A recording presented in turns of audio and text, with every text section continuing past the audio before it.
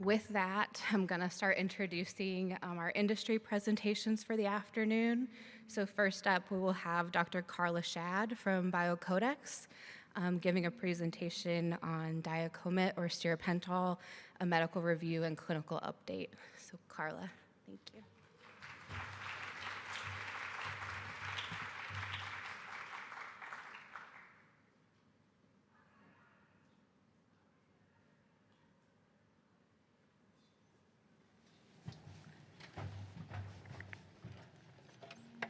All right.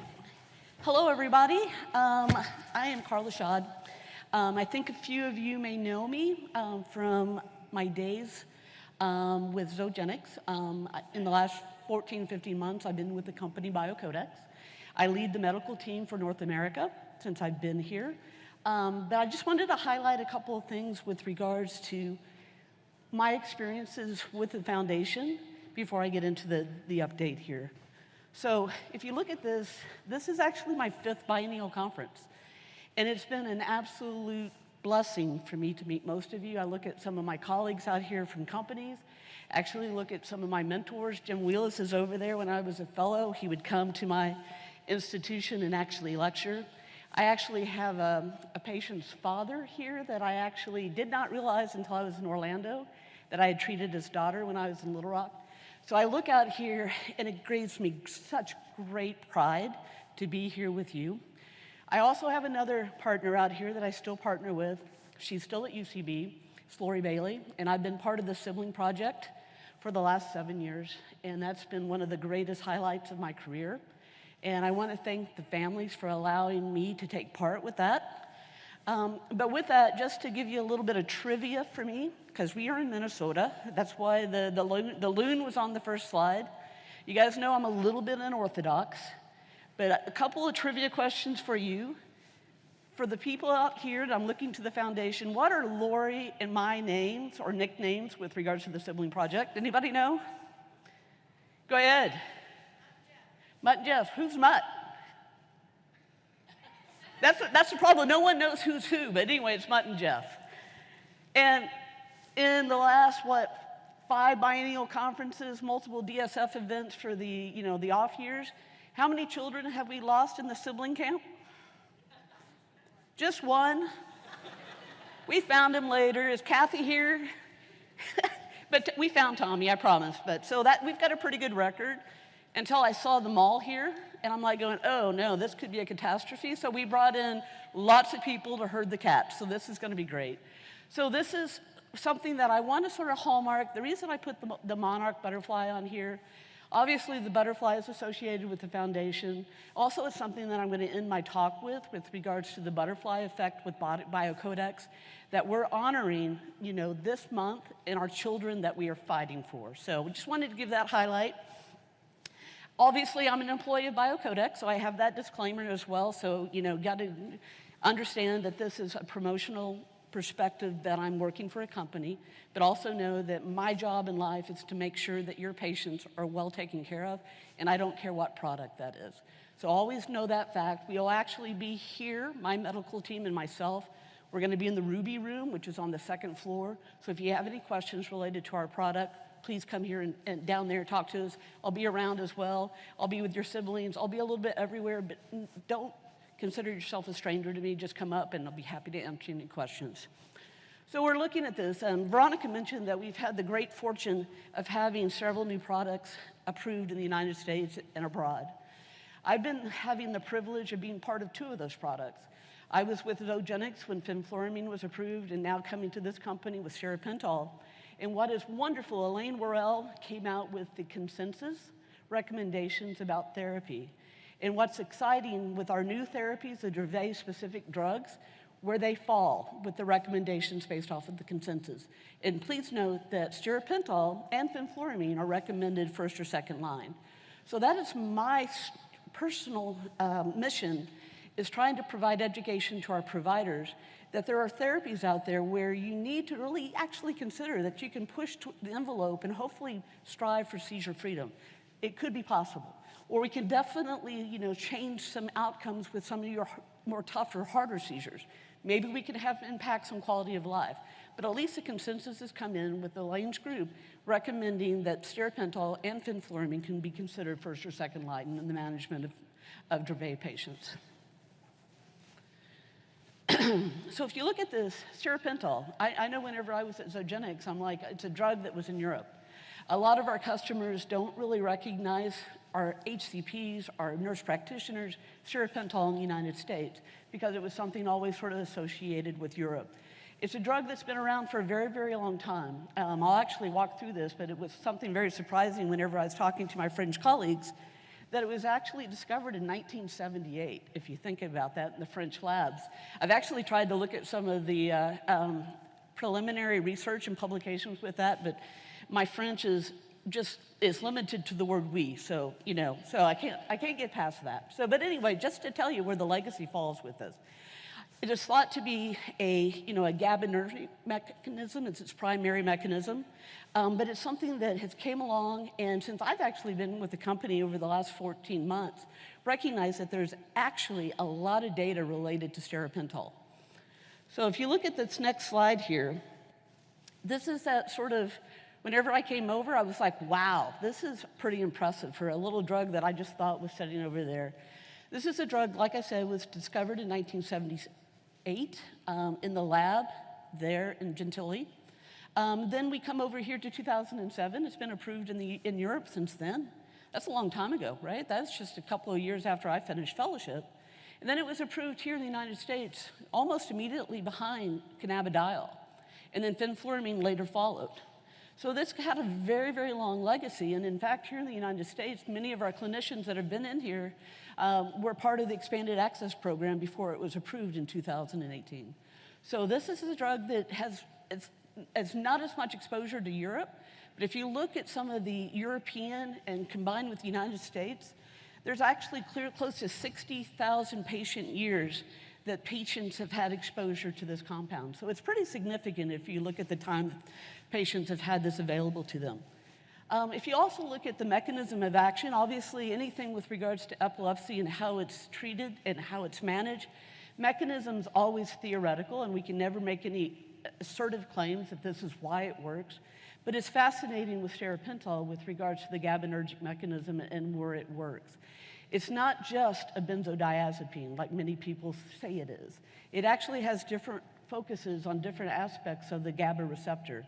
It actually interacts with a couple of different locations, one that's more typical and one that's actually not typical that may be of some benefit when it comes with some of the longer, more harder seizures. It also has that more classic thought, because a lot of people have the misconception that stiripentol only works by driving clobazam levels. But there's more to that, because actually we have a number of our patients that are not on clobazam while taking stiripentol and are doing quite well. There's also a couple of extra mechanisms you throw into this. You got T-type calcium channels, and you guys can think about that with some other different type of generalized epilepsies. You can look at this with some of the LDH pathway. The LDH pathway with this is very similar to what happens with the ketogenic diet. So not to say that any of these are doing anything that stiripentol does, but these are proposed mechanisms, and recognizing it's not just about driving up the levels of clobazam. So if you look at this, the one limitation in the United States for our prescribers is our package insert, because there's not much about how to dose and titrate. If you look at the label, it just says 50 milligrams per kilogram up to 3,000 milligrams per day. That's not very helpful. I know whenever I was in training, we made it up as we went. But nowadays, people want to have some titration and dosing perspectives. So the Europeans have come in and made a recommendation in their label as to how to titrate this. Whenever I'm giving advice to physicians, I usually say, hey, start 10 to 15 milligrams and titrate the way you want to based on how the patient's responding. Dr. Wheeler's just finished a practical manuscript on how to use stiripentol. Hopefully that'll be published in the few upcoming weeks, so that may be another tool that our clinicians can have. But what I do is just provide the advice. Dose and titrate how you would another drug based on how the patient's responding, both with the epilepsy as well as with their tolerability. The other aspect is with the clobazam perspective. Clobazam, obviously, as you all know, I know many of your children are on clobazam. It can cause some sedation side effects, and especially in combination with Stiripentol, so there needs to be some management with that. We often recommend that this goes down by a quarter, even to a half. It's all depending on their tolerability of the sedation. Some of our patients, like I mentioned, if you look at the US history, about half of our patients coming out of our specialty pharmacy are not on any clobazam at all, so that is a possibility. The other aspect of things I just want you guys to know as families, for those of you that may have been in the expanded access program, we have a new specialty pharmacy, and it's called Panther RX. We have a singular pharmacy. And for those of you that may have had a bad experience previously, our new pharmacy out of Pittsburgh has been outstanding, and I will say it's equivalent to some of the best ones I've ever seen. We've actually been able to turn around some of our drug shipments in as quick as 22 hours. So that has been something that has been a nice change, and I've heard some very positive feedback from some of our providers, because this is something that has been a limitation for both you all as families, as well as the providers, and most importantly, our patients. But our partners have been excellent, and they will actually be in the medical room on the second floor, the Ruby room, if you have questions with regards to access. So if you look at this, the pharmacokinetics is such as that. People often ask if you can take it with or without food. Yeah, there may be some absorption issues if you do not take it with food, but guess what? Patients, you can take it, because we all know that patients sometimes need a little bit of applesauce. Sometimes they may need some yogurt. It's possible to do that, so recognize that. There's also something in the label that you need to take this with 100 cc's of water. Your physician will help you with that, to manage that, because you definitely don't need to have to do that. She'll guide you to how to properly get the medication in there without having to use such large doses of water. So the study, if you look at our package insert as well as the baseline with this was a drug that was actually studied in both France and Italy. And if you look at the patient numbers with this, they're quite small. But it was interesting with this. One of the studies actually was discontinued early because our patients were doing so well. And it was unethical for potentially to be able to have these patients still on therapy. So it was allowed for these kids, for these trials to stop. We actually just have a new publication that we followed these kids for a longer duration after these trials were stopped, and a lot of the aspects of that are very similar to what they saw in the randomized controlled trial. So that is out. Your clinicians actually have that as resource as well. So if this is something that was pretty staggering for me, I know whenever we were looking at this, me personally as a clinician, is how these efficacy rates are working and how well these kids are responding and the changes in seizure frequency. And these are pretty staggering with regards to these reductions. You're looking in one that you're 84%, the other is 70% compared to 6% for the placebo. Quite staggering. These are some of these numbers that, if you think about it, are very much on par with some of the other therapies that we have. And that is why, if you look at Elaine Worrell's consensus and her partners with that is why that they recommended Stiripentol and fenfluramine as first or second line. So if you look at this, there's something that you started hearing in the literature and from our providers, is this profound responder, where these patients are having a 75% decrease in their seizure burden. 78% of our 50% responders actually were 75% responders. So that's a fancy word of saying about 70% of our, just 55 to 70% of our patients had at least 75% improvement in their convulsive seizures. So that's something that is a staggering thing to have, especially when you're having multiple seizures. The other thing that you look at this is, seizure freedom. We all hope that that can happen. And in this particular trial, there was a very significant finding that nearly 40%, 36% of these patients actually had seizure freedom. But keep in mind, these are clinical trials.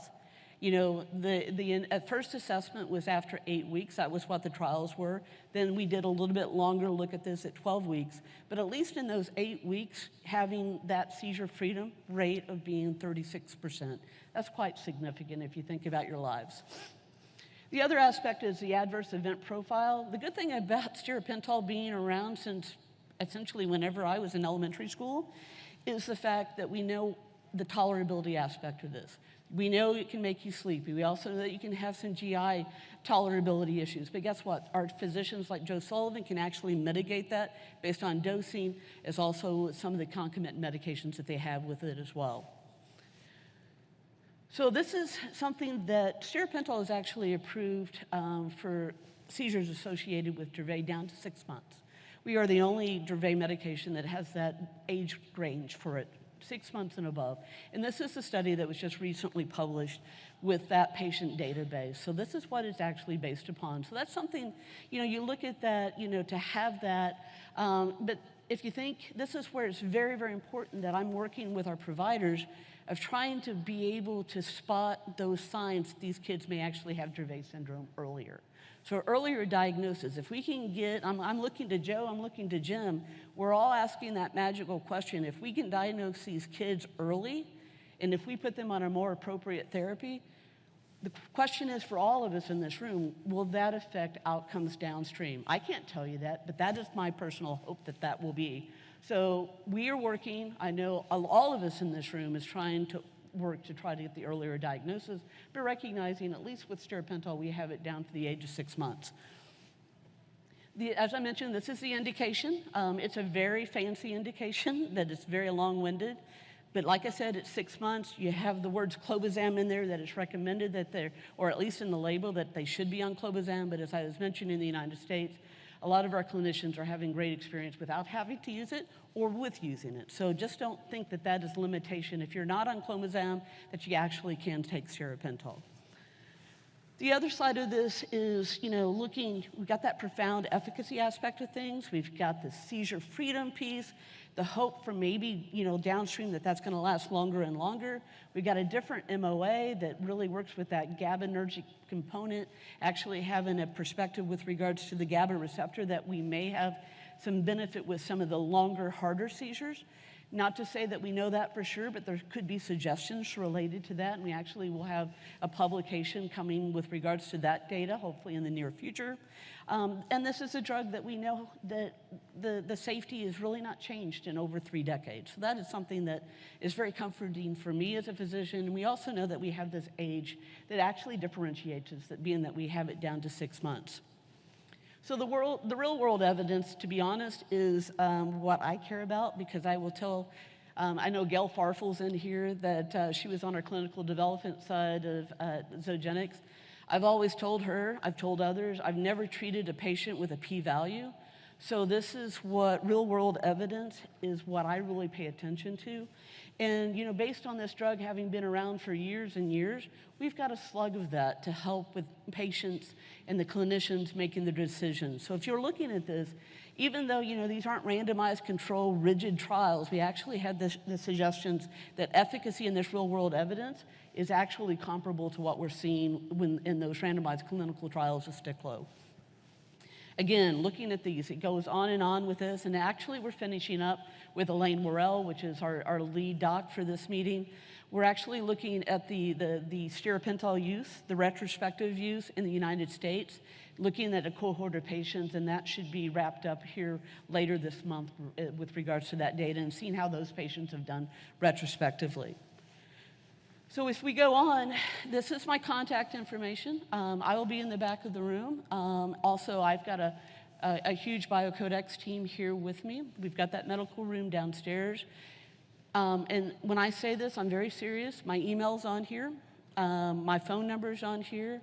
I know some of the families have done this before. They've contacted me. Don't be shy to do that. Also come to the room and see me. Come to see any of our people here. I work very, very closely with a lot of your physicians around the country. My goal in life is not for you to necessarily be on Stiripentol, but my goal in life is for your child to be better.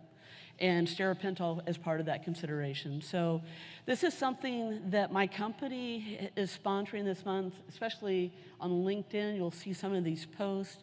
So you've got the butterfly effect. It's hard to do this but the butterfly effect, guys, is that, if we all do our parts and together, we are able to go forward and help as many patients as we can, as many families as we can, as many siblings as we can, because I'm just like Marianne. I hope that this condition can go away, and especially with some of our new gene therapies coming, the ASOs coming, that we have other opportunities for you all, for these kids to even do better. So in my lifetime, I'm hoping to see that this is actually done. So thank you guys for your time. I have a couple of minutes for questions. I'm not going to be able to answer a few, that are asked to the whole audience. If I get that question, I'll come to the back. But I'm happy to answer any questions if you have in the moment. Hello, Ted Woodlog here, Carla. Any comments on efficacy as a function of genotype? Say again? Genotype, any? No, we don't have evidence related to that, but as you know, Dravet is a clinical diagnosis, and a lot of our patients actually don't have the mutation, like 15%. So we don't have that in our database, which ones, but I know there's certain clinicians that suspect, especially, with the loss of mutation, in particular, if you look at certain mutations, certain drugs may work better, but we really don't have that signal. If you've got a mutation or not a mutation with Dravet, unless there's a contraindication, Stiripentol could be a benefit no matter what the mutation is.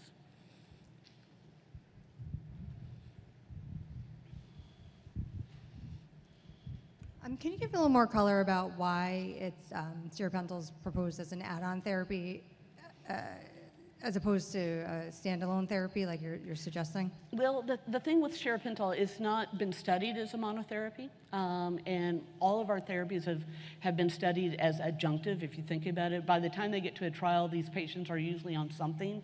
My gold standard whenever I talked about, these kids go into the ER with that really long seizure, they may get loaded with Keppra, or they may be taken home on Keppra to make the mom feel a little bit better or whatever. We've all been there where the doc is trying to at least mitigate that. So these are studied as adjunctive trials. We don't have really any significant evidence with monotherapy. You'll have a hit and miss where you have a withdrawal to monotherapy, but it's very infrequent because you know that this is a highly refractory condition, and the fact that a child can actually end up on a single therapy is very, very rare. Thank you. All right. And like I said, Ruby Room. And my team will be there. I'll be there. I'll be with your siblings tomorrow for a little while. I promise. I'll keep that record. We're also sponsoring a Build-A-Bear we've got several Build-A-Bear here. I know there's a few of you that didn't bring your children, so feel free to come to me if you'd like to have a Build-A-Bear on Saturday to take home with you all. Also, it's not my fault. I promise that whenever your siblings bring home a Lego kit tomorrow and you step on one, don't curse me. That's my fault, but it's not really my fault, right? You can't blame me secondarily. So your kids are going to have some good times in the sibling camp. But if you are here without your son or daughter that wants a bear, come to me. We'll make sure that they take one home. Thanks, everyone.